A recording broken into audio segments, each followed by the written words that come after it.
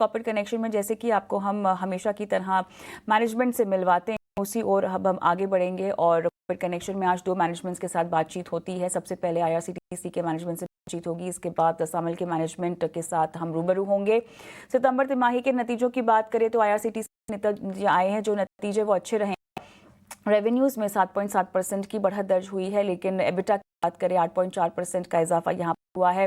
Margin में भी सुधार देखने को मिला है। आगे की योजनाएं क्या है, रेल टिकटिंग बिजनेस समेत रेल प्लांट लगाने की क्या तैयारी है, इन तमाम बातों पर चर्चा के लिए हमारे साथ आईआरसीटीसी के सीएमडी संजय कुमार जुड़ चुके हैं। सर, आपका स्वागत है कॉर्पोरेट कनेक्शन में। और चलिए यहाँ पर सबसे पहला सवाल जो है हम आपसे यही पूछना चाहेंगे कि क्वार्टर में केटरिंग और टूरिज्म सेगमेंट्स में चैलेंजेस के बावजूद स्टेडी दर्ज हुई है। कैसे आप कहेंगे कि परफॉर्मेंस के पीछे की ड्राइवर्स जिम्मेदार रहे हैं और आपको अलग अलग बिजनेस वर्टिकल्स डिमांड ट्रेंड्स कैसे लग रहे हैं? देखिए, ये क्वार्टर हमारे लिए काफी स्टेबल और प्रॉफिटेबल था। और जहां तक टूरिज्म बिजनेस की बात है, हमने 21% की ग्रोथ देखी है इस क्वार्टर में कंपेयर टू लास्ट ईयर। और हमारा कैटरिंग बिजनेस भी 8% से ग्रो किया है। तो चैलेंजेस आए थे टूरिज्म बिजनेस में because of many things out of our control, जिसमें कि हमें इवैक्यूएट करना पड़ा पैसेंजर्स को और हमें रिफंड भी देना पड़ा। फिर भी हमने इतना अच्छा परफॉर्मेंस दिया है क्योंकि हमारी टीम ऑलरेडी जो है ऑपरेशनली अपने आप को तैयार करके रखती। कस्टमर्स को हमारे पर फेथ है। हमने ऑलरेडी एक कैलेंडर होता है, जो शेड्यूल होता है टूरिज्म प्रोडक्ट का, उसको निकाल रखा था। और केटरिंग में भी आप देखें तो जो नई ट्रेन्स खुली हैं और जो हमने ई कैटरिंग बिजनेस लाया, इसके चलते भी कैटरिंग में अच्छा हमें अपॉर्चुनिटी मिला है। सर, टिकटिंग आपका सबसे प्रॉफिटेबल सेगमेंट और मार्जिन कंट्रीब्यूटर बना हुआ है, जबकि केटरिंग टॉप लाइन को ड्राइव कर रहा है। दोनों के बीच ग्रोथ मिक्स कैसे इवॉल्व हो रहा है, कैसे आप समझा पाएंगे? हमारा आईटी बिजनेस हमें करीब 33% कंट्रीब्यूट करता है हमारे रेवेन्यू का, और कैटरिंग बिजनेस 45% रेवेन्यू का कंट्रीब्यूट करता है। लेकिन दोनों सेगमेंट हम अलग अलग तरीके से चलाते हैं। जहां आईटी की बात है, वहां पे हम ये फोकस करते हैं कि पैसेंजर्स को और टिकट बुक करने वाले लोगों को ज्यादा से ज्यादा सहूलियत वाली क्या चीज सके, और उसके लिए आईटी के जो भी, चाहे वो आर्टिफिशियल इंटेलिजेंस हो और भी किसी भी तरह के जो भी सिस्टम हो, उसको हम ज्यादा से ज्यादा अख्तियार करते हैं और उसको लेके आते हैं अपने सिस्टम में। इससे सो दैट उनके कन्वीनियंस का ध्यान रखा जा सके, और साथ ही साथ उसमें नॉन कन्वीनियंस फीस जो है, जिसमें कि जैसे उनको लॉयल्टी प्रोग्राम चला करके और एड चला करके हम लोग इसमें रेवेन्यू अर्न करते हैं और काफी अच्छी मार्जिन इसमें मिल जाती है, जिससे कि हम ज्यादा से ज्यादा रिसर्च एंड डेवलपमेंट पे पैसे खर्च कर पाते हैं।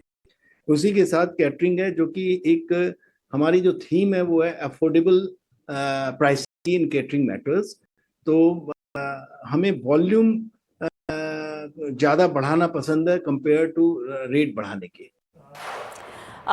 यहाँ पर जानना चाहेंगे आपसे कि दानापुर और रंबरनाथ जैसे कि रेल नीड प्लान्स के एक्सपेंशन प्लान्स अनाउंस किए, जिनकी प्रोसेस 1 साल से ज़्यादा टाइम लेती है। क्या आप बताएंगे कि इन प्लान्स के टेंडर्स फाइनलाइज करने की टाइमलाइन क्या है? यहाँ पर बिलासपुर प्लांट में पानी की प्रॉब्लम रिजॉल्व करने का फिलहाल स्टेटस क्या होगा, ताकि वहाँ प्रोडक्शन दोबारा शुरू हो सके? देखिए, बिलासपुर प्लांट का ऑलरेडी हमने टेंडर कर दिया है और मतलब ये काफी हाई, मतलब फाइनल स्टेज पे है।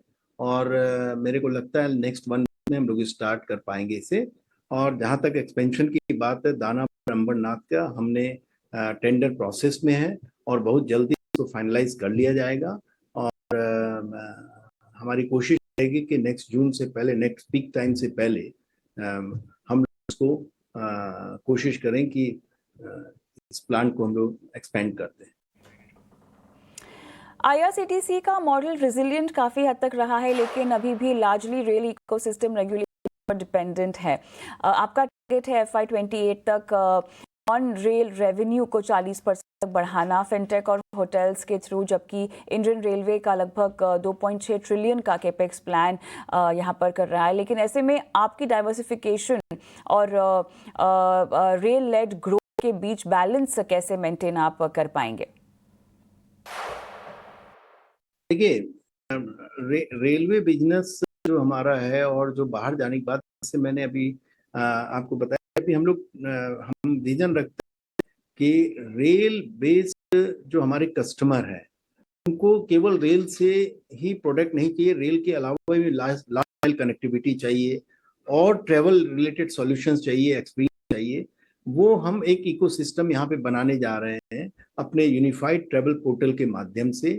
वो हम इनको फैसिलिटी कस्टमर्स के लिए प्रोवाइड करेंगे और मुझे आशा है कि जितना वो रेलवे से रिलेटेड बिजनेस है, वो नेचुरल रेलवे का बिजनेस ग्रो करेगा, तो वो हमारे लिए ये अदर बिजनेस को भी ऐड करेगा, क्योंकि हम उतने ही पैसेंजर ज्यादा आएंगे तो उनको हम ज्यादा होटल्स दे पाएंगे, एयर दे पाएंगे, वॉश एंड चेंज दे पाएंगे और लास्ट माइल कनेक्टिविटी उनको दे पाएंगे। तो ये दोनों ही सिस्टम एक दूसरे को कंप्लीमेंट करेंगे, ऐसे मेरे को लगता है। जिस तरह की हम लोगों ने अभी प्लानिंग की है उसके हिसाब से। सिमिलरली हमारा पेमेंट गेटवे एग्रीगेटर का बिजनेस भी हम लोग आई कर रहे हैं। इसको लाने के बिजनेस को आरबीआई का इन प्रिंसिपल अप्रूवल मिल चुका है, लाइसेंस के लिए हम लोग अप्लाई कर देंगे और ये बिजनेस भी जैसे रेलवे का बिजनेस ग्रो करेगा उसी तरीके से हमारा पेमेंट एग्रीगेटर का बिजनेस भी ग्रो करेगा। ये हमें स्ट्रेंथ देगा कि हम आउटसाइड रेलवे के भी जो पेमेंट एग्रीगेटर के बिजनेस है उसको हम ग्रैब कर पाए, उसको वहां तक हम पहुंच पाए, लोगों को सहूलियत दे पाए और अच्छे रेट पे दे पाए। बिल्कुल। अगला 3 से 5 साल के लिए आपका रेवेन्यू और गाइडेंस का क्या प्लान है और आगे कौन सा सेगमेंट आपके लिए की फोकस रह सकेगा? जैसा कि आपको बताया कि हमारा विजन है कि हम यूनिफाइड ट्रेवल पोर्टल लाएं और पेमेंट एग्रीगेटर का काम स्टार्ट करें, तो ये हमारा फोकस एरिया रहेगा और इसके जरिए हम मतलब कोशिश करेंगे कि हम अपने रेवेन्यू को 4 साल में 3 से 5 साल के बीच में जो है डबल कर दें। ऑलराइट, चलिए बहुत बहुत धन्यवाद आपका, आप जुड़े हमारे साथ, नतीजों पर आपने बातचीत भी की। अजीत मिश्रा हमारे आज के मेहमान हमारे साथ जुड़े हुए हैं और इनसे अब आईआरसीटीसी के नतीजों पर बातचीत करते हैं। सामने स्क्रीन पर जीएमडीसी के भी नतीजे फ्लैश हो रहे हैं, इस पर भी बात करेंगे। लेकिन उससे पहले क्या कहेंगे आईआरसीटीसी के नतीजों पर और साथ ही टेक्निकली चार्ट्स पर कहाँ दम दिखाई दे रहा है? बिल्कुल, देखिए कविता, यहाँ पे अगर आप देखेंगे तो रेलवे काउंटर्स बोर्ड, मतलब एक फेज हमने देखा था कि लास्ट ईयर जहाँ पे कि अक्रॉस सेक्शन हमने एक अच्छा एडवांस देखा था, बट सबड्यूड परफॉर्मेंस रही है। अगर हम बात करें आईआरसीटीसी की, ऑलमोस्ट करीब 1.5 साल का जो फेज जहाँ पे कि आपने रिकॉर्ड हाई से एक अच्छा ऑलरेडी देख लिया है। आप कहीं ना कहीं मुझे लगता है कि डाउन साइड कैप्ड है, बिकॉज जो नतीजे आ रहे हैं ना ही पॉजिटिवली सरप्राइज किए, ना कुछ ऐसे नेगेटिव सरप्राइजेस हैं, तो कहीं ना कहीं एक मिक्स्ड सेंटिमेंट्स हैं अभी। और क्योंकि एज अ बास्केट थोड़ा सा ठंडा पड़ा हुआ है रेलवे, तो यहाँ पे भी सबड्यूड ही अभी इंडिकेशन है। तो लगता है कि नियर टर्म में शायद आपको यहीं पे ही ये स्टॉक होवर करता हुआ नजर आए, मींस 650 से लेकर 720 730 इसी एक बैंड में ही आपको अभी ट्रेड करता हुआ नजर आए।